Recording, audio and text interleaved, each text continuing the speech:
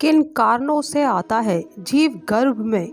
गर्भ गीता स्तुत संवाद गर्भ गीता से लिया गया है, जिसमें भगवान श्री कृष्ण तथा उनके प्रिय भक्त एवं सखा अर्जुन के मध्य संवाद किया गया है। इसमें भगवान मधुसूदन अर्जुन के द्वारा पूछे गए प्रश्नों का उत्तर दे रहे हैं। हेलो दोस्तों, स्वागत है आप सबका हमारे यूट्यूब चैनल मोहित मोटिवेशन ज्ञान 3.m में। दोस्तों, ज़्यादा समय को न गवाते हुए शुरू करते हैं। इससे पहले आप इस भगवान की कथा में खो जाएं।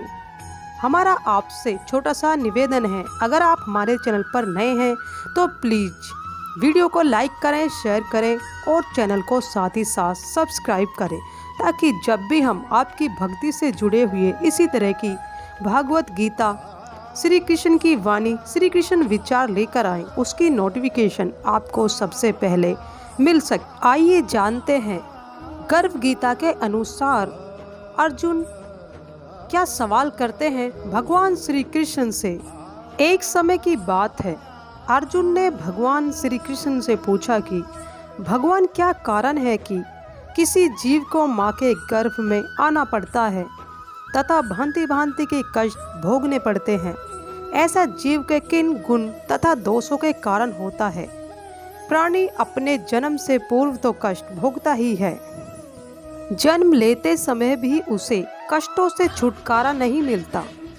उसके बाद आजीवन मृत्यु काल तक उसे रोग कष्ट आदि का सामना करना पड़ता है। यह सुनकर भगवान मधुसूदन मुस्कुराते हुए बोले कि हे श्रेष्ठ धनुधारी अर्जुन, मृत्यु लोक में जन्म लेने के पश्चात प्रत्येक जीवात्मक इस संसार की माया से प्रेरित होकर भौतिक संसाधनों के बंधनों में बंध जाती है। वह अपना मुख्य उद्देश्य, जो कि मात्र ईश्वर की प्राप्ति है, उसे भूलकर परिवार, पुत्र पुत्रियों, सगे संबंधियों आदि के मोह में फंसकर ही रह जाती है।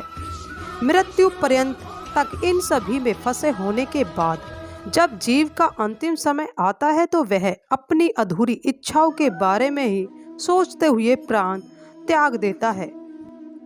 अर्जुन पूछते हैं कि हे प्रभु, इस माया से पार पाना है तो बड़ा कठिन कार्य है। बड़े बड़े ऋषि मुनि भी इससे पार नहीं पा सके, तो साधारण मनुष्य की तो बात ही क्या है।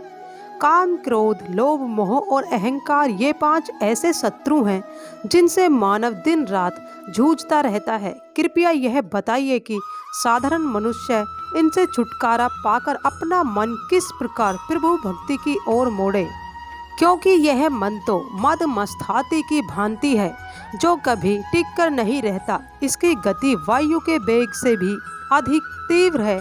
इस मन रूपी मस्त हाथी को किस प्रकार नियंत्रित किया जा सकता है। श्री कृष्ण कहते हैं कि मन रूपी हाथी को नियंत्रित करने के लिए ज्ञान रूपी अंकुश की आवश्यकता होती है। भक्ति और ज्ञान को अभ्यास के द्वारा ही प्राप्त किया जा सकता है। अहंकार करने से मानव का जीवन नरक के समान हो जाता है। उसका मन सदैव व्याकुल ही रहता है तथा कभी शांत नहीं रहता। अर्जुन पूछते हैं भगवान श्री कृष्ण से, क्या कारण है कि किसी की पत्नी की मृत्यु अल्प आयु में ही हो जाती है तथा पिता के रहते पुत्र की मृत्यु हो जाती है। श्री कृष्ण कहते हैं कि जो व्यक्ति कर्ज लेकर उसे नहीं चुकाता, उसके दंड स्वरूप उसकी पत्नी की मृत्यु हो जाती है, तथा जो किसी व्यक्ति की अमानत लेकर उसे नहीं लौटाता, उसके बच्चे मर जाते हैं। ये बड़े भयंकर पाप हैं। मनुष्य किस कारणों से आजीवन रोगी रहता है तथा किस कारण पशु योनि को प्राप्त होता है। श्री कृष्ण उत्तर देते हुए कहते हैं, पार्थ, जो मनुष्य कन्याओं तथा महिलाओं आदि को बेचने का व्यापार करते हैं, वह भयंकर रोगों से पीड़ित रहता है, तथा जो अभक्ष्य पदार्थों का सेवन करता है तथा मदिरा पान कर दूसरों को प्रताड़ित करता है, वह गधे का जन्म प्राप्त करता है। इसी प्रकार झूठी गवाही देने वाले अगले जन्म में स्त्री बनते हैं। जो भोजन का भोग भगवान को न लगाकर पहले स्वयं ग्रहण कर लेते हैं, वे सूअर आदि की योनि में जन्म लेते हैं। अर्जुन पूछते हैं किन कारणों से इस जन्म में धनी तथा वाहन आदि के स्वामी बनते हैं। श्री कृष्ण उत्तर देते हुए अर्जुन से कहते हैं, जो मनुष्य उचित रीति नीति से स्वर्ण दान करते तथा कन्या दान करते हैं, वे इस जन्म में धनी हैं। वे व्यक्ति जिन्होंने कभी अन्न दान किया है, वे रूपवान होते हैं तथा विधा का दान करने वाले व्यक्ति विद्वान होते हैं। इसी प्रकार संतों की सेवा करने वाले धनवान तथा पुत्रवान होते हैं। अर्जुन पूछते हैं भगवान श्री कृष्ण से, मनुष्य धन तथा सांसारिक मोह माया में क्यों फंसा रहता है। श्री कृष्ण भगवान कहते हैं अर्जुन से कि जब प्राणी मेरी कृपा से वंचित हो जाता है, तब वह सांसारिक बंधनों के मोह में आसक्त हो जाता है। संसार के समस्त बंधन नाशवान है, यही जानकार विवेकी जन इन बंधनों में फंसते नहीं तथा दूर रहा करते हैं। वे जानते हैं कि लाभ हानि, जीवन मरण, यश अपयश तथा मान सम्मान सभी कुछ ईश्वर के अधीन है।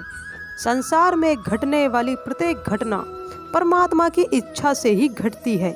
यही कारण है कि विवेकी जन दुख सुख चाहे कैसी भी परिस्थिति हो समान भाव से रहते हैं। जो मनुष्य इन सांसारिक बंधनों से दूर रहकर धार्मिक स्थलों में जाकर प्रेम तथा भक्ति भाव से मेरा दर्शन करता है, उसका नाश नहीं होता। श्री कृष्ण अर्जुन को आगे समझाते हुए कहते हैं कि ऐसा ब्रह्मचारी तथा संयमी पुरुष जो सदैव ईश्वर की भक्ति तथा परोपकार में लगा हो, उसे ही अपना गुरु बनाना चाहिए। गुरु के माध्यम से ही ईश्वर की प्राप्ति हो सकती है, अन्यथा नहीं। गुरु का निरादर करने वाला मनुष्य कभी ईश्वर की प्राप्ति नहीं कर सकता तथा आजीवन मृत्यु लोक में भटकता रहता है। ऐसे व्यक्ति का तो मुख भी नहीं देखना चाहिए। समस्त संसार के गुरु जगन्नाथ हैं, विद्या का गुरु काशी है तथा ब्राह्मण का गुरु सन्यासी है। सन्यासी उसे कहते हैं जो कि सब कुछ त्याग कर मुझ में रम गया हो तथा अपना सर्वस्व ही मुझे समर्पित कर दे। गुरु से विमुख व्यक्ति का तो भजन भी अपवित्र होता है, उसके सभी कर्म निष्फल होते हैं। गुरु की सेवा करने वालों को सैकड़ों अश्वमेध यज्ञों के फल की प्राप्ति होती है। अर्जुन जो भी गर्व गीता में अंकित हम दोनों के इस संवाद को सुनता या सुनाता तथा पढ़ता है, वे गर्व के दुख से छुटकारा पा लेता है तथा नरक की 84 योनियों के चक्र से मुक्त होकर जन्म तथा मरण से मुक्त हो जाता है। अतः प्रत्येक मनुष्य को इसे पढ़ना तथा सुनना चाहिए। ऐसा करने से भगवान श्री कृष्ण की अनुकंपा भक्त पर सदैव बनी रहती है तथा सभी मनोकामनाओं पूर्ण होने के साथ साथ इस जन्म तथा पिछले जन्मों में किए गए पापों से भी छुटकारा मिलता है। दोस्तों, उम्मीद करते हैं आपको गर्व गीता समझ में आ गई होगी। दोस्तों, फिर लौटेंगे ऐसी ही श्री कृष्ण की वाणी और विचार लेकर। बने रहिए हमारे चैनल पर। जय श्री कृष्ण।